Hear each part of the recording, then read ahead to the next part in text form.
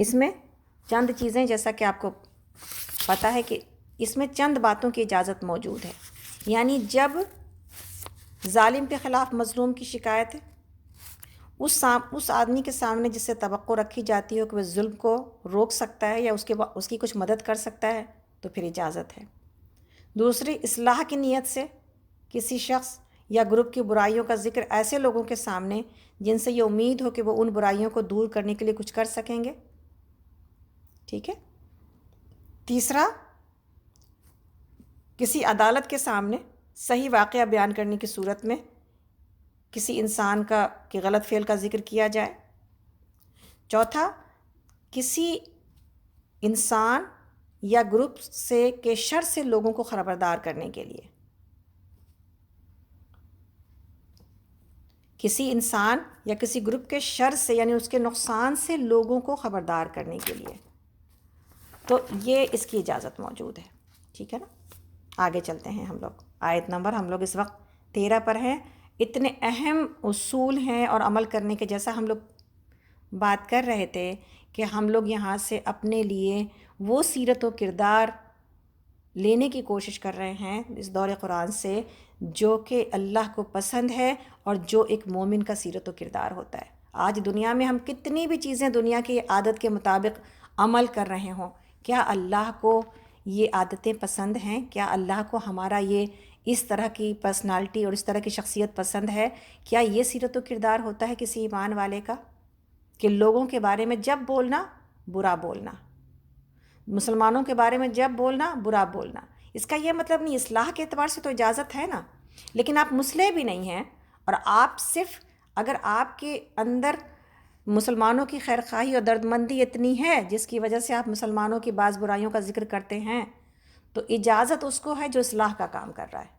جو اصلاح کا کام نہیں کر رہا، محض جو ہے وہ مسلمانوں کی برائی بیان کرتا ہے، اس کو رکنا چاہیے، اس کو رکنا چاہیے. ہاں، کسی اصلاح والے سے ضرور بات کرنی چاہیے کہ جب آپ کرتی ہیں باتیں کرتی ہیں، یہ وہ ٹاپکس ہیں جن کے اوپر آپ کو بولنا چاہیے، یہ وہ حالت ہے ہماری جس کے اوپر کہیں ہماری اصلاح ہونی چاہیے. تو وہ ایک الگ بات ہے. اس میں نیت کیا ہے؟ نیت یہ ہے کہ خیر خواہی کی نیت ہے. لیکن نیت تو خیر خواہی کی نہ ہو، محض لوگوں کی برائی اور مسلمان کی برائی کرنا مقصود ہو، تو پھر یہ بہت بری نیت ہے. اللہ رب العالمین سے انسان کو توبہ کرنا چاہیے اور انسان کو اپنی زبان کو روکنا چاہیے، جیسا کہ ہم نے خرم مراد رحم اللہ کی بات کی کہ انہوں نے یہی بات بتائی بھی، اور اسلام ہمیں ایسا ہی. جب ہم یہ دعا مانگتے ہیں کہ اللہ آپ ہمیں ایسا بنا دیجئے جیسا آپ ہمیں دیکھنا چاہتے ہیں، تو پھر اس دعا کو صحیح ہونے کے لیے اور اس دعا کی قبولیت کے لیے اعمال ہمارے سامنے لائے تو جا رہے ہیں نا کہ ہمیں ایسا بننا ہے. اللہ تعالیٰ آگے فرماتے ہیں، آیت نمبر 13 ہے، لوگوں ہم نے تم کو ایک مرد اور ایک عورت سے پیدا کیا، پھر وہ تمہاری قومیں اور برادریاں بنا دیں تاکہ تم ایک دوسرے کو پہچانو. در حقیقت اللہ کے نزدیک تم میں سب سے زیادہ عزت والا وہ ہے جو تمہارے اندر سب سے زیادہ پرہیزگار ہے. یقیناً اللہ سب کچھ جاننے والا اور باخبر ہے. اللہ اکبر. ان اکرمکم عند اللہ اتقاکم، ان اکرمکم عند اللہ اتقاکم. یہ آیت بڑی امپورٹنٹ ہے. عزت کا معیار یہی بتایا گیا ہے ہمارے لیے اور آپ کے لیے کہ سب سے زیادہ تقویٰ جو ہے نا، ہم نے پڑھا نا، تفصیل سے جاننے کی کوشش بھی کی ہے تقویٰ کس کو کہتے ہیں، تقویٰ کتنا کرنا ہے، کہاں کہاں کرنا ہے، کن کن کاموں میں کرنا ہے، کب تک کرنا ہے. اللہ تعالیٰ نے کہہ دیا کہ اللہ کے نزدیک اگر کسی کو عزت چاہیے نا، تو اس کی بنیاد نہ مال ہے، نہ دولت ہے، نہ خوبصورتی ہے، نہ کسی کا امریکن سٹیزن ہونا ہے، نہ کسی کا کسی تھرڈ کنٹری میں، نہ کسی کا جھگی جھوپڑی میں ہونا اس کو کمتر بناتا ہے، بلکہ اللہ رب العالمین نے کہا ہر آدمی اللہ کے پاس عزت پا سکتا ہے. اس کی بنیاد کیا ہے؟ اس کی بنیاد صرف تقویٰ ہے کہ اللہ سے کتنا ڈرتا ہے اور اللہ کی باؤنڈری کے اندر کتنا اپنے آپ کو روک کے رکھتا ہے. یہ ہے تقویٰ کی بیس اور یہ ہے عزت کا معیار اللہ کے آگے. اسی طرح اللہ رب العالمین آگے سورہ حجرات میں فرماتے ہیں، نبی صلی اللہ علیہ وسلم نے اس بارے میں بات کی ہے. شکر ہے، بحقی کی حدیث ہے شکر ہے اس اللہ کا جس نے تم سے جاہلیت کا عیب اور اس کا تکبر دور کر دیا۔ لوگوں، تمام انسان بس دو ہی حصوں میں تقسیم ہوتے ہیں، ایک نیک اور پرہیزگار جو اللہ کی نگاہ میں عزت والا ہے، اور دوسرا فاجر اور شقی جو اللہ کی نگاہ میں ذلیل ہے۔ ورنہ سارے انسان آدم کی اولاد ہیں، اور اللہ نے آدم کو مٹی سے پیدا کیا۔ یہ ہے نا ہماری حیثیت۔ اور حجۃ الوداع میں کیا کہا تھا؟ لوگوں خبردار رہو، تم سب کا ایک اللہ ہے، کسی عرب کو کسی عجمی پر، کسی عجمی کو کسی عرب پر، کسی گورے کو کسی کالے پر، اور کسی کالے کو کسی گورے پر کوئی فضیلت حاصل نہیں ہے مگر تقویٰ کے اعتبار سے۔ اللہ کے نزدیک تم میں سب سے زیادہ عزت والا وہ ہے جو سب سے زیادہ پرہیزگار ہو۔ تو یہ ہے کہ ہم سب آدم کی اولاد ہیں، اور آدم علیہ السلام مٹی سے پیدا کیے گئے تھے۔ اللہ نے بار بار مٹی کا حوالہ دیا ہے کہ تم تو ایک سڑے ہوئے گارے سے بنایا گیا، تو انسان کے پاس جو اس کی بیس اور بنیاد ہے نا وہ تو حقیر ہے، تو پھر تکبر کس بنیاد پر کرتا ہے انسان؟ آگے اللہ تعالیٰ فرماتے ہیں، ہم لوگ اس وقت آیت نمبر 14 پر ہیں، 14 پر۔ یہ بدوی کہتے ہیں کہ ہم ایمان لائے، ان سے کہو تم ایمان نہیں لائے بلکہ یوں کہو کہ ہم مطیع ہو گئے ہیں۔ ایمان ابھی تمہارے دلوں میں داخل نہیں ہوا ہے، اگر تم اللہ اور اس کے رسول کی فرما برداری اختیار کر لو تو وہ تمہارے اعمال کے اجر میں کوئی کمی نہ کرے گا۔ یقیناً اللہ بڑا درگزر کرنے والا اور رحیم ہے۔ اصل میں تو مومن وہ ہیں جو اللہ اور اس کے رسول پر ایمان لائے، پھر انہوں نے کوئی شک نہ کیا اور اپنی جانوں اور مالوں سے اللہ کی راہ میں جہاد کیا، وہی سچے لوگ ہیں۔ نبی صلی اللہ علیہ وسلم ان ایمان والوں سے، یعنی ایمان کے دعوے داروں سے کہہ دیجئے، کیا تم اللہ کو اپنے دین کی اطلاع دے رہے ہو؟ حالانکہ اللہ زمین اور آسمانوں کی ہر چیز کو جانتا ہے اور وہ ہر شے کا علم رکھتا ہے۔ یہ لوگ تم پر احسان جتاتے ہیں کہ انہوں نے اسلام قبول کر لیا، ان سے کہیے اپنے اسلام کا احسان مجھ پر نہ رکھو، بلکہ اللہ تم پر اپنا احسان رکھتا ہے کہ اس نے تمہیں ایمان کی ہدایت دی۔ اگر تم واقعی اپنے دعوے ایمان میں سچے ہو، اللہ زمین اور آسمانوں کی ہر پوشیدہ چیز کا علم رکھتا ہے، اور جو کچھ تم کرتے ہو وہ سب اس کی نگاہ میں ہے۔ تو آپ اور ہم یہ دیکھیں کہ اللہ رب العالمین نے جو ہے وہ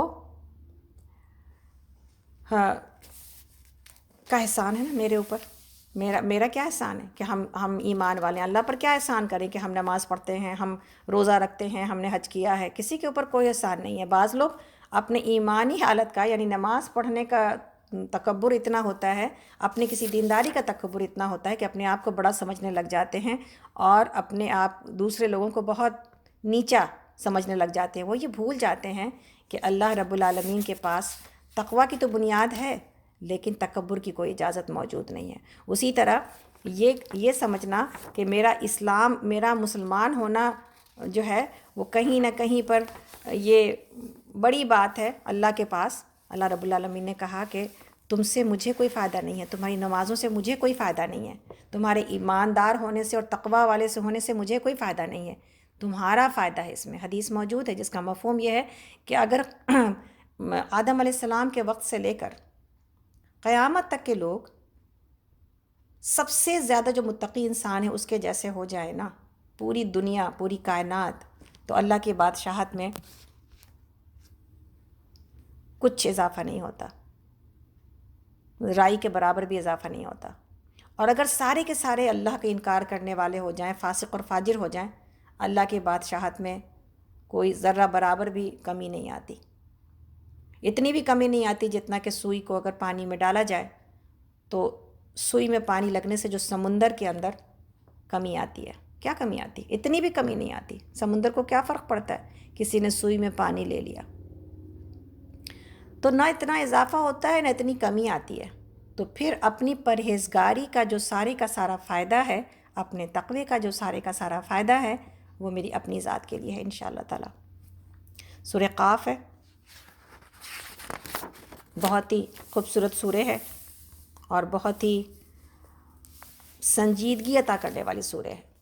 مکی سورہ ہے، رکوع اس میں 3 ہیں، 3 رکوز ان آیات 45۔ تو انشاءاللہ تعالیٰ اس کو شروع کرتے ہیں۔ بسم اللہ الرحمن الرحیم۔ قاف، قسم ہے قرآن مجید کی، بلکہ ان لوگوں کو تعجب ہوا اس بات پر کہ ایک خبردار کرنے والا خود انہی میں سے ان کے پاس آ گیا۔ مکی سورہ ہے تو اب مشرکین مکہ کے حالات بیان کیے جا رہے ہیں کہ جب نبی صلی اللہ علیہ وسلم کے بعثت پر ان کو اعتراض تھا، تو اللہ تعالیٰ آگے فرماتے ہیں کہ پھر منکرین کہنے لگے، یہ تو عجیب بات ہے کہ جب ہم مر جائیں گے اور خاک ہو جائیں گے تو دوبارہ اٹھائے جائیں گے۔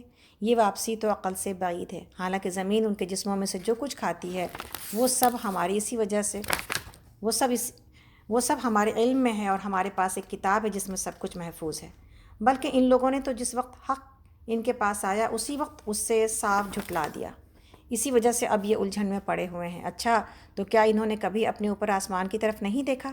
کس طرح ہم نے اسے بنایا اور آراستہ کیا، اور اس میں کہیں کوئی رخنا نہیں ہے، اور زمین کو ہم نے بچھایا اور اس میں پہاڑ جمائے اور اس کے اندر ہر طرح کی خوش منظر نباتات اگا دیں۔ یہ ساری چیزیں آنکھیں کھولنے والی اور سبق دینے والی ہیں ہر اس بندے کے لیے جو حق کی طرف رجوع کرنے والا ہو۔ اور آسمان سے ہم نے برکت والا پانی نازل کیا، پھر اس سے باغ اور فصل کے غلے اور بلند و بالا کھجور کے درخت پیدا کر دیے جس پر پھلوں سے لدے ہوئے خوشے تہ برتا لگتے ہیں۔ یہ انتظام ہے بندوں کو رزق دینے کا۔ اس پانی سے ہم ایک مردہ زمین کو زندگی بخش دیتے ہیں، اور مرے ہوئے انسانوں کا زمین سے نکلنا بھی اسی طرح ہوگا۔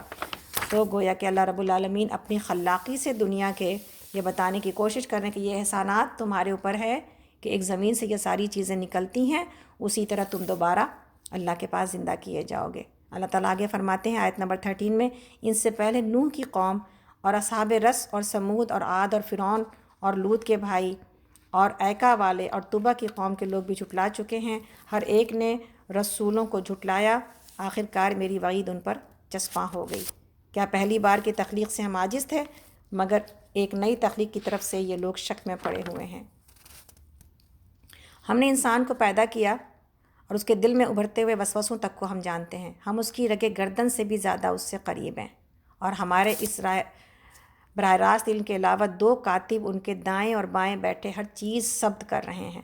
کوئی لفظ اس کی زبان سے نہیں نکلتا جسے محفوظ کرنے کے لیے ایک حاضر باش نگراں موجود نہ ہو۔ پھر دیکھو وہ موت کی جانکنی حق لے کر آ پہنچی ہے۔ یہ وہی چیز ہے جس سے تو بھاگتا تھا، پھر سور پھونکا گیا۔ یہ ہے وہ دن جس کا تجھے خوف دلایا جاتا تھا۔ ہر شخص اس حال میں آ گیا کہ اس کے ساتھ ایک ہانک کر لانے والا ہے اور ایک گواہی دینے والا۔ اس چیز کی طرف سے تو غفلت میں تھا، ہم نے وہ پردہ ہٹا دیا جو تیرے آگے پڑا ہوا تھا۔ آج تیری نگاہ خوب تیز ہے۔ اس کے ساتھی نے عرض کیا، یہ جو میری سپردگی میں تھا حاضر ہے۔ حکم دیا گیا، پھینک دو جہنم میں ہر کٹر کافر کو جو حق سے دشمنی رکھتا تھا اور خیر کو روکنے والا اور حد سے تجاوز کرنے والا تھا، شک میں پڑا ہوا تھا اور اللہ کے ساتھ کسی دوسرے کو خدا بنائے بیٹھا تھا۔ ڈال دو اسے سخت عذاب میں۔ اس کے ساتھی نے عرض کیا کہ یا اللہ، اے میرے رب، میں نے اس کو سرکش نہیں بنایا بلکہ یہ خود ہی پرلے درجے کی گمراہی میں پڑا ہوا تھا۔ جواب میں ارشاد ہوگا، میرے حضور جھگڑا نہ کرو، میں تم کو پہلے ہی انجام بد سے خبردار کر چکا تھا۔ میرے ہاں بات پلٹی نہیں جاتی، میں اپنے بندوں پر ظلم توڑنے والا نہیں ہوں۔ اتنی ساری چیزیں یہاں پر ہیں۔ جو آیت نمبر 18 ہے نا، اس کو نشان لگائیے گا، سورہ قاف کی آیت نمبر 18۔ کوئی لفظ اس کی زبان سے نہیں نکلتا جسے محفوظ کرنے کے لیے ایک حاضر باش نگراں موجود نہ ہو۔ ایک حاضر زبان کے بارے میں کتنی ساری باتیں، کتنی دفعہ باتیں ہو چکی، لیکن پھر بھی زبان وہ مسئلہ ہے، سب سے بڑی خرابی اور سب سے بڑی وہ نقصان کی چیز جو میرے پاس اللہ رب العالمین نے دے رکھی ہے، آپ کے پاس موجود ہے۔ اس کے بارے میں جتنا بھی سمجھا جائے اور جتنا سیکھا جائے اتنا کم ہے۔ یہ جو لفظ ما یلفظ من قول الا لدیہ رقیب عتید، کہ جو ایک نگران اس کو لکھ لیتا ہے۔ جیسا کہ ہم سب جانتے ہیں، ایک تو پہلی چیز کیا ہے، اللہ رب العالمین میرے شہ رگ سے بھی زیادہ قریب ہے، اس کی رگ گردن سے بھی زیادہ اس سے قریب۔ اللہ رب العالمین شہ رگ سے بھی زیادہ قریب ہے، تو وہ تو ہمیں دیکھ ہی رہا ہے، اور اس کی قربت کو ہم زیادہ دور نہ سمجھیں۔ لیکن جو لکھنے والے لوگ ہیں اس کے بارے میں ہم جان چکے ہیں، دوبارہ سے سنیے۔ ترمذی کی حدیث ہے کہ دائیں طرف والا نیکیاں لکھتا ہے اور بائیں طرف والے کے اوپر امین ہے، کہ وہ اس کے اوپر سردار ہے۔ جب بندے سے کوئی گناہ ہو جاتا ہے تو یہ کہتا ہے ٹھہر جائے، اگر اس نے اسی وقت توبہ کر لی تو اسے لکھنے نہیں دیتا، اگر اس نے توبہ نہ کی تو وہ لکھ دیتا ہے۔ اور امام حسن بصری رحمۃ اللہ اس آیت کی تلاوت کر کے فرماتے تھے کہ اے ابن آدم، تیرے لیے صحیفہ کھول دیا گیا ہے، دو بزرگ فرشتے تجھ پر مقرر کر دیے گئے ہیں، ایک تیرے داہنے اور دوسرے بائیں۔ دائیں طرف والا تو تیری نیکیوں کی حفاظت کرتا ہے اور بائیں طرف والا برائیوں کو دیکھتا رہتا ہے۔ اب تو جو چاہے عمل کر، کمی کر یا زیادتی کر، جب تو مرے گا تو یہ دفتر لپیٹ دیا جائے گا اور تیرے ساتھ تیری قبر میں رکھ دیا جائے گا، اور قیامت کے دن جب تو اپنی قبر سے اٹھے گا تو یہ تیرے سامنے پیش کر دیا جائے گا۔ حضرت ابن عباس رضی اللہ عنہ فرماتے ہیں جو کچھ تو بھلا یا برا کلمہ زبان سے نکالتا ہے وہ سب لکھا جاتا ہے، یہاں تک کہ تیرا یہ کہنا بھی کہ میں نے کھایا، میں نے پیا، میں گیا، میں آیا، میں نے دیکھا۔ پھر جمعرات کے والے دن اس کے اقوال اور افعال پیش کیے جاتے ہیں، خیر اور شر باقی رکھ لی جاتی ہے اور سب کچھ مٹا دیا جاتا ہے۔ یعنی اس درجے لکھاوٹ ہے کہ ہر وہ بات لکھی جاتی ہے۔ یہی کہتا ہے نا ما یلفظ من قول، کوئی زبان سے نکلتا ہی نہیں کلمہ جس کو کہ لکھ نہ لیا جائے۔ حضرت امام احمد بن حنبل رحمۃ اللہ علیہ کی بات ہے کہ آپ اپنے مرض الموت میں کراہ رہے تھے، تو آپ کو معلوم ہوا کہ حضرت طاؤس رحمۃ اللہ علیہ فرماتے ہیں کہ فرشتے اسے بھی لکھتے ہیں، تو چنانچہ آپ نے کراہنا بھی چھوڑ دیا، آپ نے کراہنا بھی چھوڑ دیا اور اپنے موت کے وقت تک اف بھی نہ کی۔ اللہ اکبر، اپنی موت کے وقت تک اف بھی نہ کی۔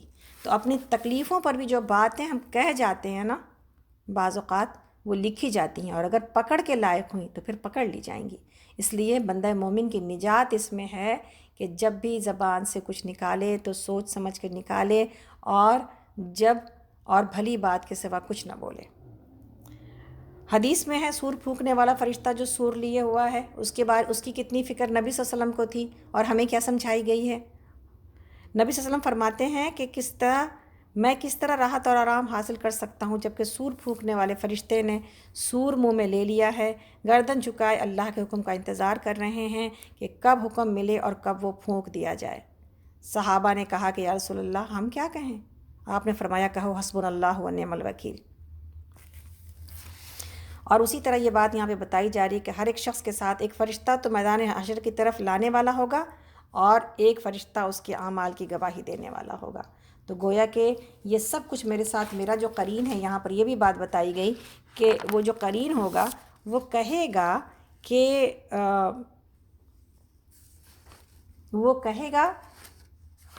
کہ میں نے اس کو کچھ بھی نہیں کہا تھا، یہ تو خود اپنے برائی میں خود ہی پھنسا ہوا تھا۔ اللہ رب العالمین اس قرین کے ساتھ اس انسان کو جہنم کی آگ میں ڈالیں گے، اس لیے کہ وہ جو قرین ہے میرا ساتھی، اس نے کیا کیا ہے؟ اس نے یہ کیا ہے کہ مجھے ہر وقت برائی کی طرف دعوت دی ہے۔ تو اللہ رب العالمین نے کہا کہ ہر اس انسان کو جو کہ اللہ اکبر حد سے گزرنے والے کے بارے میں بھی بات یہاں پر آ رہی ہے۔ حد سے گزرنے والا، شک میں پڑا ہوا، ہر کافر اور ہر حق کے مخالف اور ہر حق کے نہ ادا کرنے والے اور ہر نیکی اور صلہ رحمی اور بھلائی سے خالی رہنے والے، ہر حد سے گزر جانے والے جو مال کے خرچ میں اسراف کرتا ہے یا بولنے چالنے میں اسراف کرتا ہے اور اللہ کے حکم کی پرواہ نہیں کرتا، تو یہ سب کچھ قیامت کے دن پکڑ کا باعث ہو جائے گی۔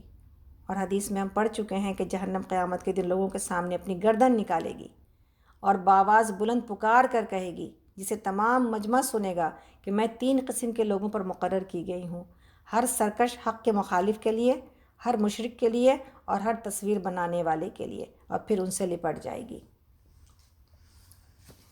اسی طرح آگے سورہ قاف کی آیت نمبر 30 میں، وہ دن جب کہ ہم جہنم سے پوچھیں گے کہ کیا تو بھر گئی، اور وہ کہے گی کیا اور کچھ ہے، اور جنت متقین کے قریب لے آئی جائے گی، کچھ دور نہ ہوگی، ارشاد ہوگا یہ ہے وہ چیز جس کا تم سے وعدہ کیا جاتا تھا، ہر اس شخص کے لیے جو بہت رجوع کرنے والا اور بڑی نگہداشت کرنے والا تھا، جو بے دیکھے رحمان سے ڈرتا تھا اور جو دل گرویدہ لیے ہوئے آیا تھا۔ داخل ہو جاؤ جنت میں سلامتی کے ساتھ، وہ دن حیات ابدی کا دن ہوگا، وہاں ان کے لیے وہ کچھ ہوگا جو وہ چاہیں گے، اور ہمارے پاس اس سے زیادہ بہت کچھ ان کے لیے۔ تو یہاں پر جنت اور جہنم کی بات کی گئی ہے۔ صحیح بخاری میں ہے کہ جنت اور دوزخ میں ایک دفعہ گفتگو ہوئی تو جہنم نے کہا میں ہر متکبر اور ہر جو ہے نا متکبر کے لیے مقرر کی گئی ہوں، اور جنت نے کہا میرا حال یہ ہے کہ مجھ میں کمزور لوگ اور وہ لوگ جو دنیا میں ذی عزت نہ سمجھے جاتے تھے وہ داخل ہوں گے۔ اللہ عز و جل نے جنت سے فرمایا تو میری رحمت ہے، اپنے بندوں میں سے جسے چاہوں گا اسے رحمت کے ساتھ نواز دوں گا، اور جہنم سے فرمایا تو میرا عذاب ہے، تیرے ساتھ میں جسے چاہوں گا عذاب کروں گا، ہاں تم دونوں بالکل بھر جاؤ گی تو جہنم تو نہ بھرے گی، یہاں تک کہ اللہ تعالیٰ اپنا قدم اس میں رکھے گا اور اب وہ کہے گا بس بس، یعنی اب میں بھر گئی۔ جہنم یہی پکارے چلی جائے گی کہ حل من مزید، کیا اور بھی کچھ ہے؟ جہنم نہیں بھرے گی۔ تو اللہ رب العالمین اپنے قدم کو جہنم کے اوپر رکھ دیں گے اور پھر جہنم کہے گی کہ اے اللہ بس بس میں اب بھر گئی۔ اللہ اکبر۔ اللہ تعالیٰ آگے فرماتے ہیں، آیت نمبر ہم لوگ 37 پر ہیں، ہم ان سے بہت سی قوموں کو ہلاک کر چکے ہیں جو ان سے بہت زیادہ طاقتور تھیں اور دنیا کے ملکوں کو انہوں نے چھان مارا تھا، پھر کیا وہ کوئی جائے پناہ پا سکے؟ اس تاریخ میں عبرت کا سبق ہے ہر اس شخص کے لیے جو دل رکھتا ہے یا جو توجہ سے بات کو سنے۔ ہم نے زمین اور آسمانوں کو اور ان کے درمیان کی ساری چیزوں کو 6 دنوں میں پیدا کر دیا اور ہمیں کوئی تھکان لاحق نہ ہوئی۔ بس اے نبی صلی اللہ علیہ وسلم جو باتیں یہ لوگ بناتے ہیں ان پر صبر کیجئے اور اپنے رب کی حمد کے ساتھ اس کی تسبیح کرتے رہیے، طلوع آفتاب اور غروب آفتاب سے پہلے اور رات کے وقت پھر اس کی تسبیح کیجیے اور سجدہ ریزیوں سے فارغ ہونے کے بعد بھی۔ تو تسبیح جو ہے وہ ہم تسبیح کے بارے میں پڑھ چکے ہیں کہ فضیلتیں کیا ہے، لیکن یہ بھی جان جائیں کہ مال خرچ کرنا محض اللہ کے راستے میں نیکی نہیں ہے۔ اور یہ بخاری اور مسلم کی حدیث ہے کہ نبی صلی اللہ علیہ وسلم نے فرمایا کہ جب حضرت ابو ہریرہ رضی اللہ عنہ سے مروی ہے کہ نبی صلی اللہ علیہ وسلم کے پاس غریب مہاجر آئے بیچارے اور کہنے لگے یا رسول اللہ، مالدار لوگ بلند درجے اور ہمیشہ والی جنتوں کو حاصل کر چکے، آپ نے فرمایا وہ کیسے؟ انہوں نے جواب دیا کہ ہماری طرح وہ نماز روزہ تو وہ بھی کرتے ہیں لیکن وہ صدقہ دیتے ہیں اور ہم نہیں دے سکتے، وہ غلام آزاد کرتے ہیں جو ہم نہیں کر سکتے۔ آپ نے فرمایا تمہیں ایک ایسا عمل بتاؤں کہ جب تم اسے کرو تو سب سے آگے نکل جاؤ اور تم سے افضل کوئی نہ نکلے، لیکن وہ جو اس پر عمل کرے۔ تم ہر نماز کے بعد 33 مرتبہ سبحان اللہ، الحمدللہ، اللہ اکبر پڑھ لیا کرو۔ تو پھر وہ آیا اور کہا کہ یا رسول اللہ، ہمارے مالدار بھائیوں نے بھی آپ کی اس حدیث کو سنا اور وہ بھی اس عمل کو کرنے لگے۔ آپ نے فرمایا پھر یہ تو اللہ کا فضل ہے، جسے چاہے دے۔ سبحان اللہ۔ تو یہ جو تسبیحات ہیں اس کی فضیلت اتنی بڑی ہے کہ حدیث میں ہے کہ جس کسی نے 33 دفعہ یہ تینوں کہا، تینوں کلمے، اور آخری کلمہ جو کہ 199 ہو گئے وہ 33 دفعہ کے تینوں کلمات، اور آخری کلمہ جو کہ 100 پورا کرتا ہے، اس نے پورا کیا ہے اس سے کہ چوتھا کلمہ، چوتھے کلمے سے اگر وہ پورا کرتا ہے جب اس کو، تو پھر اس کے بارے میں ہے کہ اللہ کو اس کی پرواہ نہیں ہوتی کہ چاہے وہ سمندر کے جھاگ کے برابر بھی کوئی گناہ لے کے آئے۔ لا الہ الا اللہ وحدہ لا شریک لہ، لہ الملک و لہ الحمد وہو علی کل شیء قدیر۔ یہ ہے وہ کلمہ۔ 3 اعمال ہیں جن کے بارے میں ہے کہ اللہ کو پرواہ نہیں ہے کہ وہ جو ہے وہ سمندر کے جھاگ کے برابر بھی گناہ لے کے آئے، اللہ تعالیٰ اس گناہ کو مٹا دیتے ہیں۔ جس کسی نے صبح کے وقت میں 100 دفعہ سبحان اللہ و بحمدہ کی تسبیح پڑھ لی، یہ بہت وزنی ہے یہ عمل۔ جس کسی نے اپنے ان تسبیحات کے بعد، جس کو تسبیح فاطمہ کہا جاتا ہے، 100واں کلمہ، چوتھا کلمہ پڑھا ہے، اور جس کسی نے، جس کو تیسرا کلمہ کہا جاتا ہے سبحان اللہ والحمد للہ ولا الہ الا واللہ اکبر ولا حول ولا قوۃ الا باللہ، جس کو باقیات الصالحات بھی کہا گیا ہے، اس کلمے کو کسی نے ایک بار بھی پڑھ لیا تو جہاں یہ باقیات الصالحات ہیں کہ اس کو کثرت کے ساتھ جمع کیا جائے، وہیں پر اس کو ایک بار کا پڑھنا بھی اتنا بڑے اجر کا سبب ہے۔ تو انشاءاللہ تعالی ہم لوگ آگے چلتے ہیں۔ آگے اللہ تعالیٰ فرماتے ہیں آیت نمبر 41 میں، اور سنو، سورہ قاف ہے اس وقت، ہم لوگ پارہ نمبر 26 میں ہیں، اور سنو جس دن منادی کرنے والا ہر شخص قریب ہی سے پکارے گا، اور جس دن سب لوگ حشر کی آواز کو ٹھیک ٹھیک سن رہے ہوں گے، وہ زمین سے مردوں کو نکلنے کا دن ہوگا۔ ہم ہی زندگی بخشتے ہیں اور ہم ہی موت دیتے ہیں، اور ہماری طرف ہی اس دن سب کو پلٹنا ہے۔ جب زمین پھٹے گی اور لوگ اس کے اندر سے نکل کر تیز تیز بھاگے جا رہے ہوں گے، یہ حشر ہمارے لیے بہت آسان ہے۔ اے نبی صلی اللہ علیہ وسلم، جو بات یہ لوگ بنا رہے ہیں ہم انہیں خوب جانتے ہیں، اور آپ کا کام اس سے جبراً بات منوانا نہیں، بلکہ آپ اس قرآن کے ذریعے سے ہر اس شخص کو نصیحت کر دیجئے جو میرے ڈرانے سے اور میری تنبیہ سے ڈرے۔ تو سورہ قاف سے ہمیں سمجھ میں آئی بات کہ میری زبان کی گرفت کتنی جو ہے وہ زبردست ہوگی اور اس سے کتنا بچنے کی ضرورت ہے، اور اسی زبان کو اگر اللہ کے ذکر میں لگایا جائے تو کتنا زیادہ فائدہ مند ہے۔ تو انشاءاللہ تعالیٰ ہم سورہ زاریات کی طرف چلتے ہیں۔ زاریات کا مطلب ہے پے در پے، یعنی لگاتار آنے والے، اور یہاں پر فرشتوں کی بات کی ہے اللہ رب العالمین نے۔ سورہ زاریات جو کہ مکی سورہ ہے، رکوع اس میں 3 ہیں اور آیات اس میں 60 ہیں۔ رکوع 3، آیات 60، پارہ نمبر 26۔ قسم ہے ان ہواؤں کی جو گرد اڑانے والی ہیں، پھر پانی سے لدے ہوئے بادل اٹھانے والی ہیں، پھر سربک رفتاری کے ساتھ چلنے والی ہیں، پھر ایک بڑے بارش کی تقسیم کرنے والی ہیں۔ حق یہ ہے کہ جس چیز کا تمہیں خوف دلایا جا رہا ہے وہ سچی ہے۔ ہاں، یہاں پر ہوائیں ہیں نا، سورہ زاریات میں پے در پے جو آنے والی بات ہے، یہ ہواؤں کی بات ہو رہی ہے۔ پھر ایک بڑے کام بارش کی تقسیم کرنے والی ہیں۔ حق یہ ہے کہ جس چیز کا تمہیں خوف دلایا جا رہا ہے وہ سچی ہے اور جزائے اعمال ضرور پیش آنی ہے۔ قسم ہے متفرق شکلوں والے آسمان کی، یعنی قسم قسم کی شکلوں والے آسمان کی، تمہاری بات ایک دوسرے سے مختلف ہے، اس سے وہی برگشتہ ہوتا ہے جو حق سے پھرا ہوا ہے۔ مارے گئے قیاس اور گمان سے حکم لگانے والے، جو جہالت میں غرق اور غفلت میں مدہوش ہیں، پوچھتے ہیں آخر وہ روز جزا کب آئے گا؟ وہ اس روز آئے گا جب یہ لوگ آگ پر تپائے جائیں گے۔ ان سے کہا جائے گا آپ چکھو مزہ اپنے فتنے کا، یہ وہی چیز ہے جس کے لیے تم جلدی مچا رہے تھے۔ البتہ متقی لوگ اس روز باغوں اور چشموں میں ہوں گے، جو کچھ ان کا رب انہیں دے گا اسے خوشی خوشی لے رہے ہوں گے، اور وہ اس دن کے آنے سے پہلے نیکوکار تھے اور راتوں کو کم ہی سوتے تھے۔ وَكَانُوا قَلِيلًا مِّنَ اللَّيْلِ مَا يَهْجَعُونَ، وہ راتوں کو کم ہی سوتے تھے، پھر وہی رات کے پچھلے پہروں معافی مانگتے تھے، اور ان کے مالوں میں حق تھا سائل اور محروم کے لیے۔ یعنی یہاں پر یہ بات بتائی جا رہی ہے کہ کس طرح اللہ کے علم کے علاوہ انسان اگر قیاس کے طور پر زندگی کو لے گا تو پھر اپنے آخرت کے امتحان میں ناکام ہو جائے گا۔ یہ جو وحی کا علم ہے نا، یہی میرے لیے اس دنیا کی حقیقت اور مرنے کے بعد کی حقیقت کو بتانے والی ہے۔ جو کوئی اس میں شک کرے گا اپنی آخرت کو تباہ کر لے گا۔ تو قرآن کا علم جو ہے نا، وہی میرے لیے سب سے بہترین علم ہے، جس کے ذریعے ہمیشہ کی زندگی کو کامیاب بنایا جا سکتا ہے۔ یہی وہ نالج ہے، یہی وہ علم ہے جو کہ بیسٹ، دا علم اور العلم، اور العلم کا فائدہ یہ ہے کہ انسان اپنی آخرت بچا لیتا ہے۔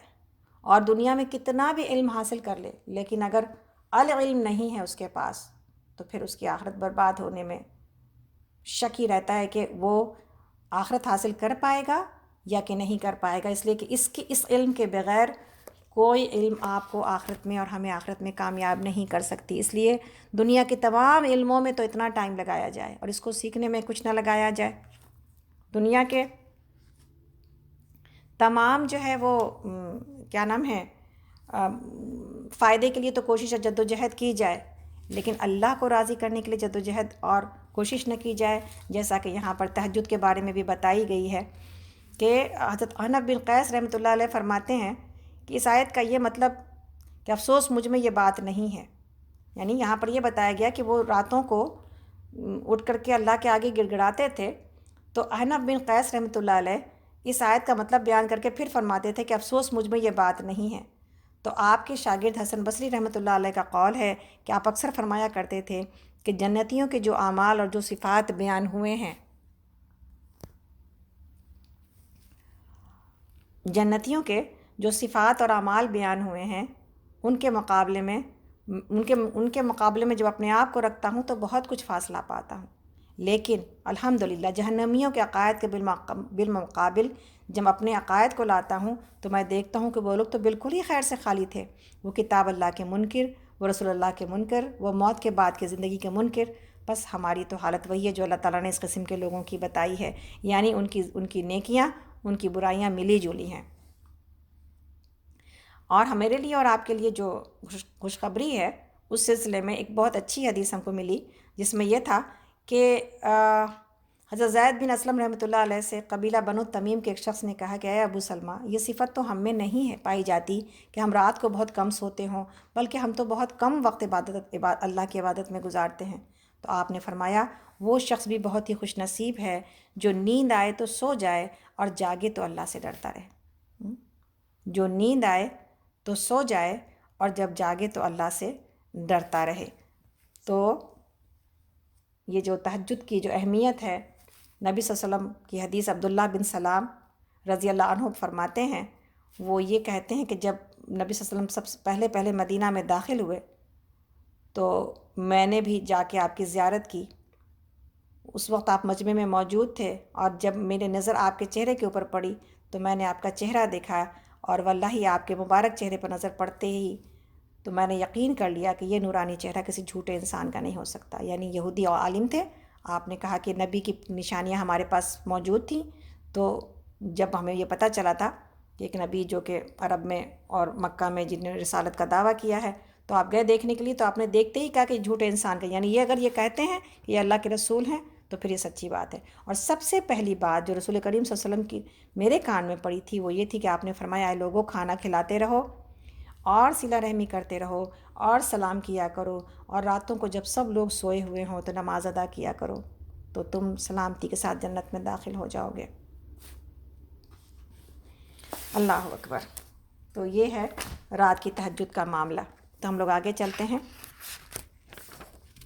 آگے اللہ تعالیٰ فرماتے سورہ زاریات میں آیت نمبر 20 ہے، زمین میں بہت سی نشانیاں یقین لانے والوں کے لیے اور خود تمہارے اپنے وجود میں ہیں، کیا تم کو سوچتا نہیں؟ آسمان ہی میں ہے تمہارا رزق بھی اور وہ چیز بھی جس کا تم سے وعدہ کیا جا رہا ہے، بس قسم ہے آسمان اور زمین کے مالک کی، یہ بات حق ہے، ایسی یقینی جیسے تم بول رہے ہو۔ اے نبی صلی اللہ علیہ وسلم، ابراہیم علیہ السلام کے معزز مہمانوں کی حکایت بھی آپ کو پہنچی، جب وہ ان کے پاس آئے تو کہا آپ کو سلام ہے، اس نے کہا آپ لوگوں کو بھی سلام ہے، کچھ ناشنا لوگ ہیں۔ پھر وہ چپکے سے اپنے گھر والوں کے پاس گئے اور ایک موٹا تازہ بچڑا لا کر مہمانوں کے آگے پیش کیا۔ انہوں نے کہا آپ حضرات کھاتے نہیں؟ پھر وہ اپنے دل میں ان سے ڈرے، انہوں نے کہا ڈریے نہیں، ہم اسے ایک ذی علم لڑکے کی پیدائش کا مزدہ سنایا۔ اور یہ سن کر ان کی بیوی چیختی ہوئی آگے بڑھی اور انہوں نے اپنا چہرے پر ہاتھ مارا اور کہنے لگی، بوڑھی بانجھ، انہوں نے کہا یہی کچھ فرمایا ہے آپ کے رب نے، وہ حکیم ہے اور سب کچھ جانتا ہے۔ ابراہیم علیہ السلام نے کہا ہے، اے فرشتگان الہی، کیا مہم آپ کو پیش ہے؟ یا اللہ کے بھیجے ہوئے مرسلین، آپ کو کیا مہم درپیش ہے؟ انہوں نے کہا کہ ہم ایک مجرم قوم کی طرف بھیجے گئے ہیں تاکہ اس پر پکی ہوئی مٹی کے پتھر برسا دیں جو آپ کے رب کے ہاں حد سے گزر جانے والوں کے لیے نشان زدہ ہیں۔ پھر ہم نے ان سب لوگوں کو نکال لیا جو اس بستی میں مومن تھے، اور وہاں ہم نے گھر کے سوا مسلمانوں کا کوئی گھر نہ پایا۔ اس کے بعد ہم نے وہاں بس ایک نشانی ان لوگوں کی چھوڑ دی جو دردناک عذاب سے ڈرتے ہوں۔ یعنی ابراہیم علیہ السلام کے پاس جو آئے فرشتے وہ لوط علیہ السلام کی طرف عذاب کے لیے بھیجے گئے تھے، لیکن ابراہیم علیہ السلام کے لیے خوشخبری دینے کے لیے بھیجے گئے تھے۔ اللہ تعالیٰ فرماتے ہیں آگے موسیٰ علیہ السلام کے قصے میں، آیت نمبر 38 ہے سورہ زاریات، جب ہم نے اسے صاف سند کے ساتھ فرعون کے پاس بھیجا تو وہ اپنے بل بوتے پر اکڑ گیا اور بولا یہ جادوگر ہے یا مجنون۔ آخرکار ہم نے اسے اور اس کے لشکروں کو پکڑا اور سب کو سمندر میں پھینک دیا اور وہ ملامت زدہ ہو کر رہ گیا۔ اور تمہارے لیے نشانی ہے عاد میں، جبکہ ہم نے اس پر ایک ایسی بے خیر ہوا بھیج دی کہ جس چیز پر بھی گزر گئی اسے بوسیدہ کر کے رکھ دیا۔ اور تمہارے لیے نشانی ہے سمود میں، جب ان سے کہا گیا تھا کہ خاص وقت تک مزے کر لو، مگر اس تنبیہ پر بھی انہوں نے اپنے رب کے حکم سے سرتابی کی۔ آخرکار ان کے دیکھتے دیکھتے ایک اچانک ٹوٹ پڑنے والے عذاب نے ان کو آ لیا، پھر نہ ان میں اٹھنے کی سکت تھی اور نہ اپنے بچاؤ کر سکتے تھے۔ اور ان سب سے پہلے ہم نے نوح علیہ السلام کی قوم کو ہلاک کیا کیونکہ وہ فاسق لوگ تھے۔ آسمان کو ہم نے اپنے زور سے بنایا ہے اور ہم اس کی قدرت رکھتے ہیں، زمین کو ہم نے بچھایا اور ہم بڑے اچھے ہموار کرنے والے ہیں، ہر چیز کو ہم نے جوڑے بنائے ہیں شاید کہ تم اس سے سبق لو، بس دوڑو اللہ کی طرف، میں تمہارے لیے اس کی طرف سے صاف صاف خبردار کر دینے والا ہوں، اور نہ بناؤ اللہ کے ساتھ کوئی دوسرا معبود، میں تمہارے لیے اس کی طرف سے صاف صاف خبردار کر دینے والا ہوں۔ یوں ہی ہوتا رہا، اس سے پہلے کی قوموں کے پاس بھی کوئی رسول ایسا نہیں آیا جس سے انہوں نے یہ نہ کہا ہو کہ یہ سارے ساحر یا مجنون ہیں۔ کیا ان سب نے آپس میں اس پر کوئی سمجھوتا کر لیا ہے؟ نہیں، بلکہ یہ سب سرکش لوگ ہیں۔ پس اے نبی صلی اللہ علیہ وسلم ان سے رخ پھیر لیجئے، آپ پر کچھ ملامت نہیں، البتہ نصیحت کرتے رہیے کیونکہ نصیحت ایمان لانے والوں کے لیے فائدہ مند ہے۔ آگے اللہ تعالیٰ فرماتے ہیں، سورہ زاریات کی مشہور آیت ہے، آیت نمبر 56، اس کو نشان لگائیے گا، اللہ اکبر، وَمَا خَلَقْتُ الْجِنَّ وَالْإِنسَ إِلَّا لِيَعْبُدُونَ، میں نے جن اور انسانوں کو اس کے سوا کسی کام کے لیے پیدا نہیں کیا کہ وہ میری بندگی کریں۔ سورہ زاریات آیت نمبر 56۔ تو آپ اور ہم یہ دیکھیں کہ میری اور آپ کی زندگی کا مقصد صرف اور صرف اللہ کی عبادت ہے۔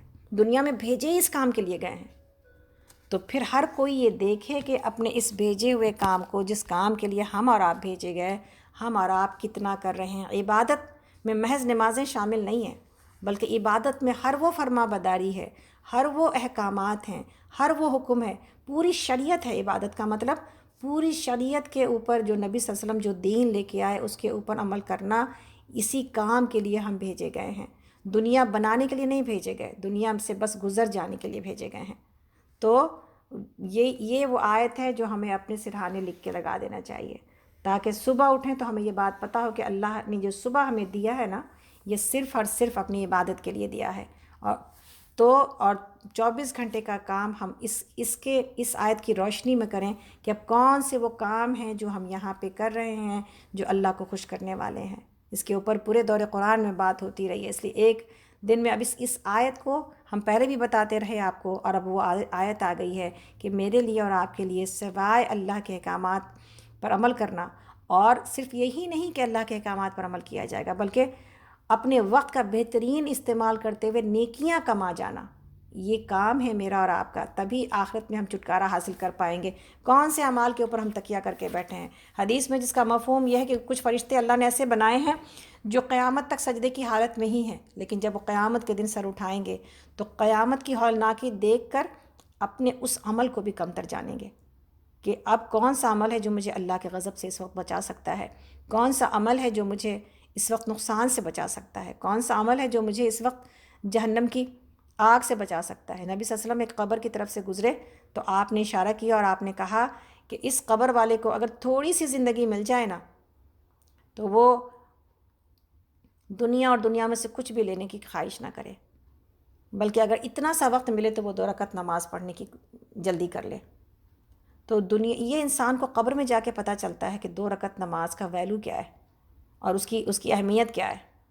تو انسان جو اللہ کی عبادت سے اپنے آپ کی جان بچاتا ہے یا سستی کر جاتا ہے، ہم جان نہیں بچاتے الحمدللہ، لیکن ہم سستی کر جاتے ہیں، اور بعض اوقات سستی کے علاوہ بھی علم نہیں ہے کہ ہمیں کیا کرنا چاہیے اور کس کام میں میرا وقت لگنا چاہیے۔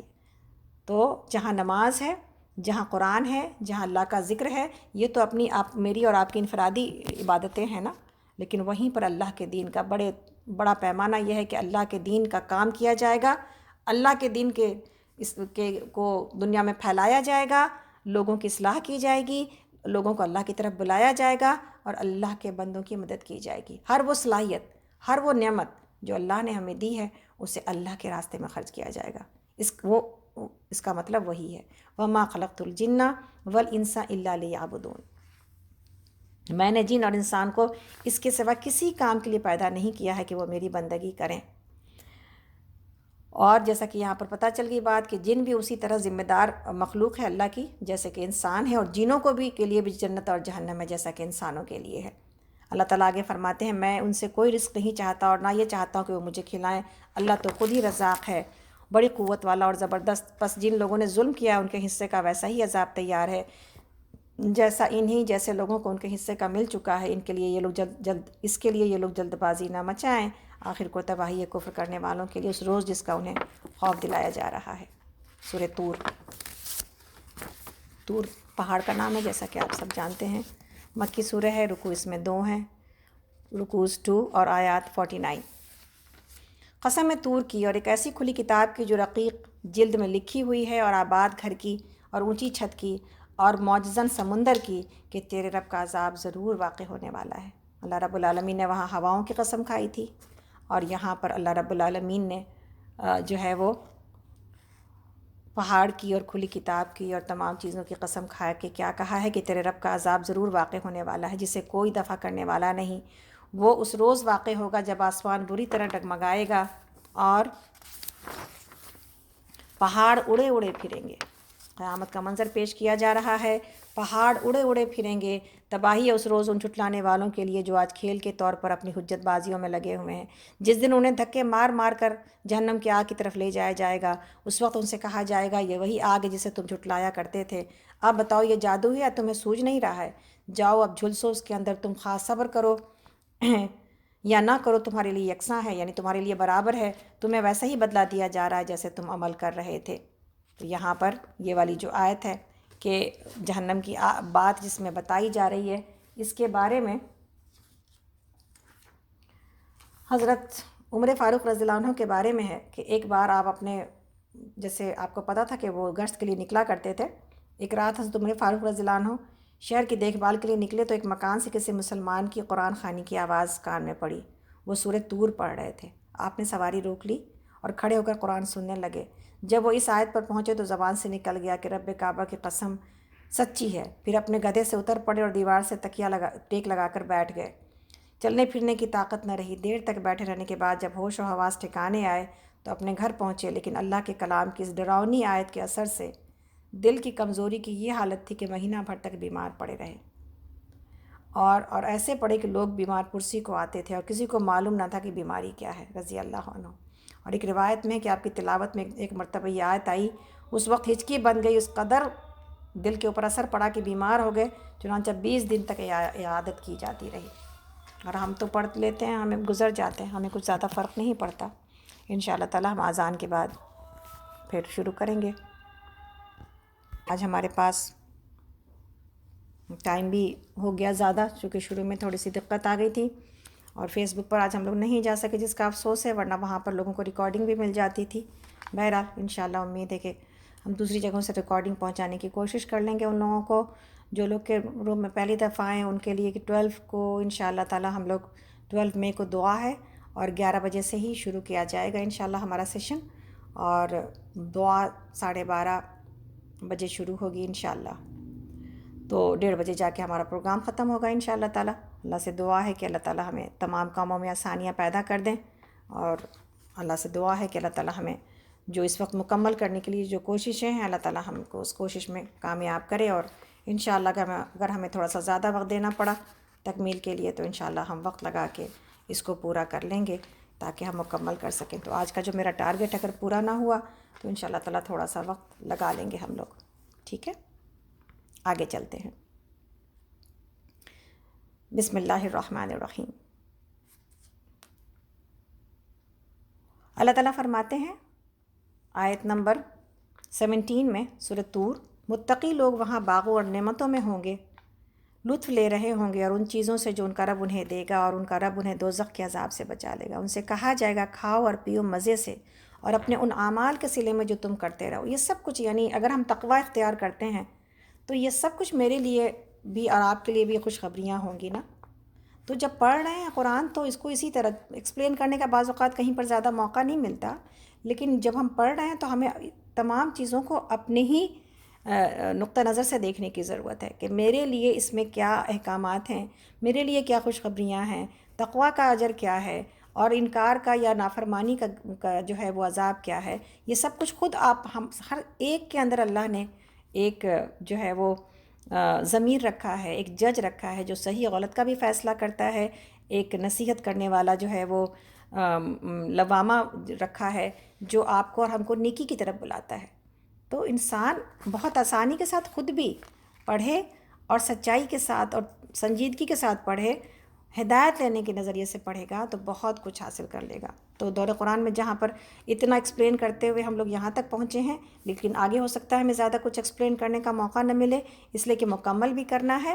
تو ہمیں امید ہے کہ آپ سب لوگ خود بھی اس میں اپنے لیے تمام فائدے اور اپنے لیے تمام نصیحتیں حاصل کرتے چلے جائیں گے، اس لیے کہ قرآن تو ایسی کتاب ہے جس کے ایک ایک آیت کو اگر ہم سمجھنے کو بیٹھیں تو انسان کی جو ہے نا وہ پتہ نہیں کتنے دن اور کتنے مہینے لگ جائیں، لیکن دور قرآن میں یہ ممکن نہیں ہے۔ کوشش میری شروع سے رہی کہ آپ کو بہت تفصیل کے ساتھ اور ایک اچھی رفتار رکھتے ہوئے تمام باتوں کو سمجھایا بھی جائے، لیکن اب جب کہ وقت کم ہے تو انشاءاللہ تعالی ہمیں امید ہے کہ یہ وہ صورتیں ہیں کہ جس کو آپ اور ہم سب اکثر پڑھتے رہتے ہیں اور ان کے بارے میں زیادہ تر چیزیں پتہ ہیں، تو انشاءاللہ ان نصیحتوں کو بذات خود بھی لیتے ہوئے چلیں گے انشاءاللہ، ٹھیک ہے؟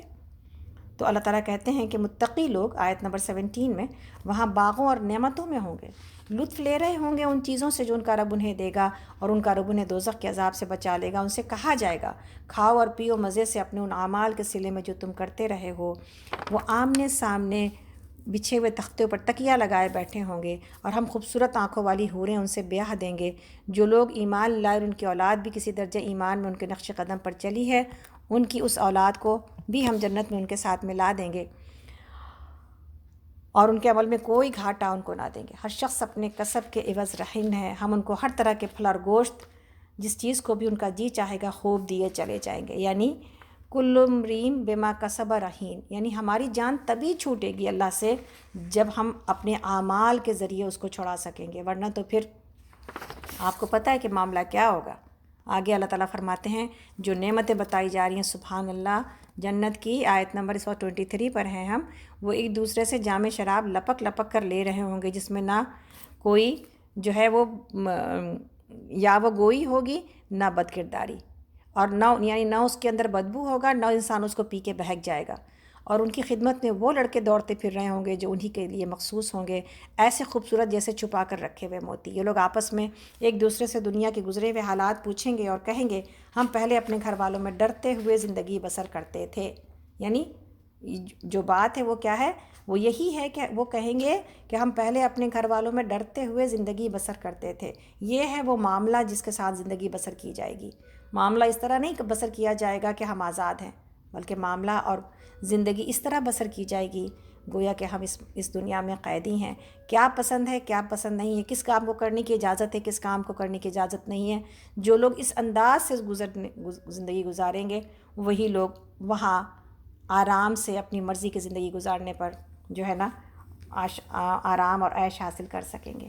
اللہ تعالیٰ فرماتے ہیں کہ آخر کار آگے آیت نمبر 27 میں، سورہ طور ہے اور پارہ نمبر 27 ہے، آخر کار اللہ نے ہم پر فضل فرمایا اور ہمیں جھلسا دینے والی ہوا کے عذاب سے بچا لیا۔ یعنی وہ جنتی یہی آپس میں باتیں کر رہے ہوں گے، ہم پچھلی زندگی میں اسی سے دعائیں مانگتے تھے، وہ واقعی بڑا ہی محسن اور رحیم ہے۔ بس اے نبی صلی اللہ علیہ وسلم آپ نصیحت کیے جائیے اپنے رب کے فضل سے، نہ تو آپ کاہن ہیں اور نہ آپ مجنون ہیں۔ کیا یہ لوگ کہتے ہیں کہ یہ شخص شاعر ہے جس کے حق میں ہم گردش ایام کا انتظار کر رہے ہیں؟ ان سے کہو اچھا انتظار کرو، میں بھی تمہارے ساتھ انتظار کرتا ہوں۔ کیا ان کی عقلیں انہیں ایسی ہی باتیں کرنے کے لیے کہتی ہیں، یا درحقیقت یہ دشمنی میں حد سے گزرے ہوئے لوگ ہیں؟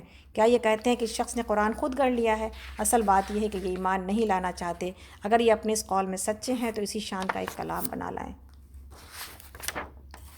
کیا یہ کسی خالق کے بغیر خود پیدا ہو گئے ہیں، یا یہ خود اپنے خالق ہیں، یا زمین اور آسمانوں کو انہوں نے پیدا کیا ہے؟ اصل بات یہ ہے کہ یقین نہیں رکھتے۔ کیا تیرے رب کے خزانے ان کے قبضے میں ہیں، یا ان پر ان کا حکم چلتا ہے؟ کیا ان کے پاس کوئی سیڑھی ہے جس پر چڑھ کر یہ عالم بالا کی سنگن لیتے ہیں؟ ان میں سے جس نے سنگن لی وہ لائے کوئی کھلی دلیل۔ کیا اللہ کے لیے تو ہیں بیٹیاں اور تم لوگوں کے لیے ہیں بیٹے؟ کیا تم ان سے کوئی اجر مانگتے ہو کہ یہ زبردستی پڑی ہوئی چٹی کے بوجھ تلے دبے جاتے ہیں؟ کیا ان کے پاس غیب کے حقائق کا علم ہے کہ اس کی بنا پر یہ لکھ رہے ہیں؟ کیا یہ کوئی چال چلنا چاہتے ہیں؟ اگر یہ بات ہے تو کفر کرنے والوں پر ان کی چال اتنی ہی الٹی پڑے گی۔ کیا اللہ کے سوا یہ کوئی اور معبود رکھتے ہیں؟ اللہ پاک ہے اس شرک سے جو یہ لوگ کر رہے ہیں۔ یہ لوگ آسمان کے ٹکڑے بھی گرتے ہوئے دیکھ لیں تو کہیں گے کہ یہ بادل ہیں جو امڑے چلے آ رہے ہیں۔ بس اے نبی صلی اللہ علیہ وسلم ان کے حال پر چھوڑ دیجئے یہاں تک کہ یہ اپنے اس دن کو پہنچ جائیں جس میں یہ مار گرائے جائیں گے، جس دن نہ ان کی اپنی کوئی چال ان کے کسی کام آئے گی، نہ کوئی ان کی مدد کو آئے گا۔ اس وقت کے آنے سے پہلے ہی ظالموں کے لیے ایک عذاب ہے، مگر ان میں سے اکثر لوگ جانتے نہیں ہیں۔ اے نبی صلی اللہ علیہ وسلم اپنے رب کا فیصلہ آنے تک صبر کیجئے، آپ ہماری نگاہ میں ہیں۔ جب آپ اٹھیں تو اپنے رب کی حمد کے ساتھ اس کی تسبیح کریے، رات کو بھی اس کی تسبیح کیا کیجئے، اور ستارے جب پلٹتے ہیں اس وقت بھی۔ تو اللہ رب العالمین نے جو ہے وہ اپنی تسبیح سکھائی ہے ہر وقت، اور نبی صلی اللہ علیہ وسلم کو یہ ہدایت کی ہے، اور ہمارے لیے بھی یہی ہدایت موجود ہے۔ اور جتنی بھی باتیں لوگ چاہے اس زمانے میں بناتے ہوں چاہے کسی زمانے میں، کسی بھی انسان کے لیے جو اللہ کی طرف بلاتا ہے اللہ رب العالمین کافی ہے کہ وہ اپنے بندے کی حفاظت کرے اور وہ اپنے بندے کو نواز دے۔ سورہ نجم ہے، نجم تارے کا نام ہے، جیسا کہ آپ کو پتہ، نجم کا مطلب تارے ہیں، اور یہ مکی سورہ ہے۔ رکوع اس میں 3 ہیں، آیات اس میں 62 ہیں۔ رکوع 3 آیات 62، سورہ نجم مکی۔ بسم اللہ الرحمن الرحیم۔ قسم ہے تارے کی جب کہ وہ غروب ہوا، آپ کا رفیق نہ بھٹکا ہے نہ بہکا ہے، وہ اپنی خواہش نفس سے نہیں بولتا بلکہ یہ تو ایک وحی ہے جو اس پر نازل کی جاتی ہے۔ وما ينطق عن الهوى ان هو الا وحی یوحیٰ، یہ وہ آیت ہے، آیت نمبر 4 سورہ نجم کی، جو آپ کو اور ہم کو حدیث کی حیثیت بتاتی ہے۔ حدیث کی حیثیت کیا ہے؟ حدیث کی حیثیت عمل کے اعتبار سے قرآن کے جیسی ہی ہے، یعنی حکموں کے اعتبار سے جو حکم اس میں بھی نبی صلی اللہ علیہ وسلم نے دیا ہے ہمیں، وہ اللہ کی طرف سے ہے۔ اللہ تعالیٰ نے کہا، وہ اپنی خواہش نفس سے نہیں بولتا، آپ نے اپنی پسند سے کچھ بھی نہیں کہا، آپ نے جو بھی بات کی ہے وہ اللہ کی مرضی کے مطابق کی ہے اور اللہ کے حکم سے ہی کی ہے۔ اس لیے حدیث کی حیثیت کو کم کرنا اور ہم میں سے یہ کہے نعوذ باللہ کہ ہمارے لیے محض قرآن ہے، یہ بات صحیح نہیں ہے، بلکہ قرآن بھی اللہ کا کلام اور حدیث بھی اللہ ہی کے جو ہے وہ کلام تو نبی صلی اللہ علیہ وسلم کا ہے، لیکن اس کا منشا اور اس کا معنی اور اس کی میننگ اور اس کے احکامات سب کچھ اللہ کی طرف سے ہیں۔ اس لیے حدیث پر بھی اسی طرح عمل کیا جائے گا جیسے کہ قرآن کی طرف۔ اور اللہ تعالیٰ نے فرمائی دیا کہ جس نے اللہ کے رسول کی اطاعت کی اس نے اللہ کی اطاعت کی، اور جس نے نبی کی نافرمانی کی اس نے اللہ کی نافرمانی کی۔ تو یہ ہے معاملہ آیت نمبر 3 اور 4 میں، وما ينطق عن الهوى ان هو الا وحی یوحی، کہ جو بھی بات آپ نے کی ہے وہ اللہ کی طرف سے ہی کی ہے۔ اللہ تعالیٰ آگے فرماتے ہیں، اسے زبردست قوت والے نے تعلیم دی ہے۔ آیت نمبر 5 ہے سورہ نجم، پارہ نمبر 27۔ زبردست قوت والے نے تعلیم دی ہے جو بڑا صاحب حکمت ہے، وہ سامنے آ کھڑا ہوا جب کہ وہ بالائی افق پر تھا، پھر قریب آیا اور اوپر معلق ہو گیا، یہاں تک کہ وہ 2 کمانوں کے برابر یا اس سے کچھ کم فاصلہ رہ گیا۔ تب اس نے اللہ کے بندے کو وحی پہنچائی جو وحی بھی اسے پہنچانی تھی۔ نظر نے جو کچھ دیکھا دل نے اس پر جھوٹ نہ ملایا۔ اب کیا تم اس چیز پر اسے جھگڑتے ہو جسے وہ آنکھوں سے دیکھتا ہے؟ پھر ایک مرتبہ اس نے سدرۃ المنتہا کے پاس اس کو دیکھا، جہاں کے پاس ہی جنت الماوا ہے، اور اس وقت سدرہ پر چھا رہا تھا جو کچھ کے چھا رہا تھا۔ نگاہ نہ چوندھیائی نہ حد سے تجاوز کی، اس نے اپنے رب کی بڑی بڑی نشانیاں دیکھیں۔ یعنی یہاں پر رب کو دیکھنے کی بات نہیں ہو رہی ہے، بلکہ یہاں پر نشانیاں، اور ان نشانیوں میں 2 دفعہ جو دیکھنے کی بات ہو رہی ہے، ہم یہ حدیث پڑھ آئے ہیں کہ یہ جبرائیل علیہ السلام کو اس نے ان کی اصلی حالت میں نبی صلی اللہ علیہ وسلم نے 2 بار دیکھا ہے۔ اور حضرت عائشہ رضی اللہ عنہا سے جب پوچھا گیا کہ نبی صلی اللہ علیہ وسلم نے اللہ کو دیکھا ہے، تو آپ نے کہا تھا کہ کسی جو ہے وہ جو شخص تم سے یہ کہے کہ محمد صلی اللہ علیہ وسلم نے اپنے رب کو دیکھا تھا وہ جھوٹ کہتا ہے، اس لیے کہ کوئی انسان اس کو دیکھ ہی نہیں سکتا۔ اور ہم تمام باتیں نبی صلی اللہ علیہ وسلم نے فرمایا کہ میرے اور اللہ کے درمیان نور حائل تھا، اور دوسری جگہ پر ہے کہ میں نے اپنے رب کو نہیں بلکہ بس ایک نور دیکھا۔ تو آگے چلتے ہیں، اور یہ اس آیت سے بہت سارے لوگ جو ہے نا وہ نے دھوکہ کھایا، اور بہت سارے لوگ سمجھتے ہیں کہ اللہ کے نبی صلی اللہ علیہ وسلم اس طرح اللہ سے قریب ہو گئے کہ 2 کمانوں کا درمیان میں دوری رہ گئی۔ یہ ساری باتیں جہالت کی ہیں، حالانکہ بڑے بڑے علماء بات کرتے ہیں، صحیح علم سے اور صحیح حدیث سے استفادہ نہیں کرتے، بس ان کو جو بات سمجھ میں آتی ہے، یا یہ کہ ضعیف حدیث کا سہارا لیتے ہیں جس سے کہ یہ باتیں کرتے ہیں، لیکن صحیح تمام حدیثوں میں یہی بات موجود ہے کہ نبی صلی اللہ علیہ وسلم نے وہاں پر سدرۃ المنتہا پر جبرائیل علیہ السلام کو دیکھا۔ آگے ہم چلتے ہیں، آیت نمبر 19 ہے سورہ نجم، پارہ نمبر 27۔ اب ذرا بتاؤ تم نے کبھی اس لات اور اس عزیٰ اور تیسری ایک اور دیوی منات کی حقیقت پر کچھ غور بھی کیا؟ کیا بیٹے تمہارے لیے اور بیٹیاں اللہ کے لیے؟ یہ تو بڑی دھاندلی کی تقسیم ہوئی۔ دراصل یہ کچھ نہیں ہے مگر بس چند نام جو تم نے اور تمہارے باپ دادا نے رکھ لیے ہیں، اللہ نے ان کے لیے کوئی سند نازل نہیں کی۔ اصل بات یہ ہے کہ جو لوگ محض وہم و گمان کی پیروی کر رہے ہیں اور خواہشات نفس کے مرید بنے ہوئے ہیں، حالانکہ ان کے رب کی طرف سے ان کے پاس ہدایت آ چکی ہے۔ کیا انسان جو کچھ چاہے اس کے لیے وہی حق ہے؟ دنیا اور آخرت کا مالک تو اللہ ہی ہے۔ آسمانوں میں کتنے ہی فرشتے موجود ہیں، ان کی شفاعت کچھ بھی کام نہیں آ سکتی جب تک کہ اللہ کسی ایسے شخص کے حق میں اس کی اجازت نہ دے دے جس کے لیے وہ کوئی عرضداشت سننا چاہے اور اس کو پسند کرے۔ مگر جو لوگ آخرت کو نہیں مانتے وہ فرشتوں کو دیویوں کے نام سے موسوم کرتے ہیں، حالانکہ انہیں معلوم ہے کہ ان کا کوئی علم انہیں حاصل نہیں، وہ محض گمان کی پیروی کر رہے ہیں، اور گمان حق کی جگہ پر کچھ بھی کام نہیں دے سکتا۔ یعنی دین کا جو علم ہے نا وہ یقینی کیفیت کے ساتھ ہے۔ کوئی بھی چیز انسان محض سوچ لے، ایزیوم کر لے کہ وہ ایسا ہوگا، یہ دین نہیں ہے، بلکہ دین قرآن اور حدیث سے سیکھا جائے گا، اور اس سیکھنے کے ساتھ عمل کیا جائے گا تو ہی پھر وہ دین ہے، ورنہ اس کے علاوہ ہر کچھ جو قرآن اور حدیث کے علاوہ ہے سب کچھ گمراہی ہے۔ اللہ تعالیٰ فرماتے ہیں، بس اے نبی صلی اللہ علیہ وسلم، جو شخص ہمارے ذکر سے منہ پھیرتا ہے اور دنیا کی زندگی کے سوا جس سے کچھ مطلوب نہیں ہے، اسے اس کے حال پر چھوڑ دو۔ ان لوگوں کا تعلق کچھ بھی علم سے بس یہی کچھ ہے، یہ بات تیرا رب ہی زیادہ جانتا ہے کہ اس کے راستے سے کون بھٹک گیا ہے اور کون سیدھے راستے پر ہے، اور آسمان اور زمین کی ہر چیز کا مالک اللہ ہی ہے، تاکہ اللہ برائی کرنے والوں کو ان کے عمل کا بدلہ دے، اور ان لوگوں کو اللہ اچھی جزا دے جو سے نوازے جنہوں نے نیک رویہ اختیار کیا ہے، جو بڑے گناہوں اور کھلے کھلے برے اعمال سے پرہیز کرتے ہیں، الا یہ کہ کچھ قصور ان سے سرزد ہو جائے۔ بلا شبہ آپ کے رب کا دامن مغفرت بہت وسیع ہے، وہ آپ کو اس وقت سے خوب جانتا ہے جب اس نے زمین میں آپ کو پیدا کیا، اور جب تم سب اپنی ماؤں کے پیٹوں میں ابھی جنین ہی تھے، پس اے نفس کی پاکی کے دعوے نہ کرو، وہی بہتر جانتا ہے کہ واقعی متقی کون ہے۔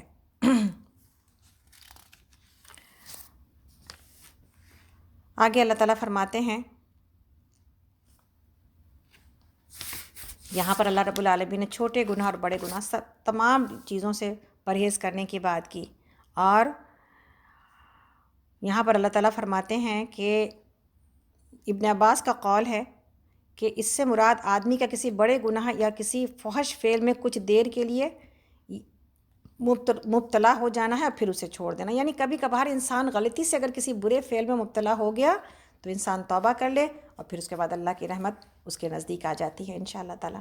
اللہ تعالیٰ فرماتے ہیں اس میں آگے آیت نمبر، اس وقت ہم لوگ 34 پر ہیں، سورۃ النجم، پارہ نمبر 27۔ پھر اے نبی صلی اللہ علیہ وسلم، آپ نے اس شخص کو بھی دیکھا جو راہ خدا سے پھر گیا اور تھوڑا سا دے کر رک گیا، کیا اس کے پاس غیب کا علم ہے کہ وہ حقیقت کو دیکھ رہا ہے، یا کیا اسے ان باتوں کی کوئی خبر پہنچی جو موسیٰ کے صحیفوں اور ان ابراہیم کے صحیفوں میں بیان ہوئی ہے، جس نے وفا کا حق ادا کر دیا تھا؟ یہ کہ کوئی بوجھ اٹھانے والا دوسرے کا بوجھ نہیں اٹھائے گا، اللہ تزر وازرۃ وزر اخری، اور یہ کہ انسان کے لیے کچھ نہیں ہے مگر وہ جس کی اس نے سعی کی ہے، وَأَن لَيْسَ لِلْإِنسَانَ إِلَّا مَا سَعَىٰ۔ یہ دونوں آیتیں اتنی خوبصورت ہیں، آیت نمبر 38 اور 39، کہ انسان جو ان دو چیزوں کو سمجھ لے کہ کوئی کسی کا بوجھ نہیں اٹھائے گا، تو انسان اپنی کوشش اور اپنی سعی کر لے، اور آگے کی آیت میں یہی بات بتائی جا رہی ہے کہ جو کوشش اور جو سعی بھی وہ کرے گا وہی اس کو وہاں وہ پائے گا۔ تو انسان کو اصل کام جو کرنا ہے کہ کوشش کو اپنے کم نہیں ہونے دینا ہے، وہی نا بہار ہو کہ خزاں لا الہ الا اللہ، اپنی کوشش کو کم نہ کیا جائے تاکہ انسان اللہ تعالیٰ کے پاس پالے۔ یہ جو انسان ایصال ثواب کے اعتبار سے یا بعض چیزوں کے اعتبار سے متمنی ہوتا ہے کہ جی میری اولاد کچھ نیکیاں کرے گی، اصل بات کیا بتائی جا رہی، جہاں پر اولاد کے لیے کوشش کرنے کی ضرورت ہے کہ نیک اور صالح اٹھایا جائے اور اپنے لیے ثواب جاریہ بنایا جائے، وہیں پر اس بات کی کوشش کرنے کی ضرورت ہے کہ کوئی امید کسی سے نہ لگائی جائے کہ کوئی مجھے بچا لے گا، کوئی سفارش کر دے گا، اللہ کے نبی صلی اللہ علیہ وسلم کی سفارش کام آ جائے گی۔ ہم پیچھے سے یہ پڑھتے چلے آ رہے ہیں کہ کسی کو مجال نہیں ہوگی اللہ کے آگے سفارش کرنے کی، الا یہ کہ اللہ تعالیٰ کسی انسان کے بارے میں کسی سے کہیں کہ ٹھیک ہے اب آپ کو حکم دیا جاتا ہے یا آپ کو اجازت دی جاتی ہے، آپ اس کے بارے میں کچھ کہیں۔ نبی صلی اللہ علیہ وسلم نے اپنی بیٹی اپنے جگر کے ٹکڑے سے کہا کہ فاطمہ میرے جگر کا ٹکڑا ہے، لیکن فاطمہ رضی اللہ عنہا سے پھر کیا کہا، اے فاطمہ میں تمہارے لیے کچھ کام نہیں کر سکوں گا، اپنا عمل کیے جاؤ، تمہارا عمل ہی تمہاری جان وہاں بچائے گا اللہ رب العالمین سے، میں تو اپنے بارے میں کچھ نہیں جانتا کہ میرے عمل کا کیا بنے گا۔ تو انسان کسی بھی اپنے عمل اور اپنی کوششوں کو کبھی بھی کم نہ کرے یہاں تک کہ اللہ رب العالمین سے ملاقات کر بیٹھے، اور کبھی تھکے بھی نہ، اس لیے کہ تھکاوٹ تو آتی ہے نا انسان کو، انسان تھک جاتا ہے، ایک انسان ایک عمل شروع کرتا ہے اتنی جلدی ہم بور ہو جاتے ہیں، تھک کے پھر ہم بیٹھ جاتے ہیں، نہیں، زندگی بہت مختصر ہے اور ہمارا وقت بہت قیمتی ہے، یقین جانیں، بس اتنی چھوٹی سی بات ہے کہ دن کا کوئی حصہ ملا ہے ہم کو یا شاید ایک ہی دن ملا ہے، اس ایک دن کو اللہ کے مرضی کے مطابق گزارنے میں کتنی ساری زندگیوں کی بشارت ہے، قبر کی زندگی، آخرت کی زندگی، جنت کی زندگی، کیا یہ گھاٹے کا سودا ہے کہ ایک دن دے دیا جائے اور ہمیشہ کی زندگی لے لیا جائے؟ اللہ رب العالمین سے دعا ہے کہ اللہ تعالیٰ ہمیں اس کی سمجھ عطا کر دیں اور اللہ ہماری کوششوں کو میں سے کبھی بھی تھکنے نہ دیں ہمیں انشاءاللہ تعالیٰ، آمین یا رب العالمین۔ تو آگے چلتے ہیں۔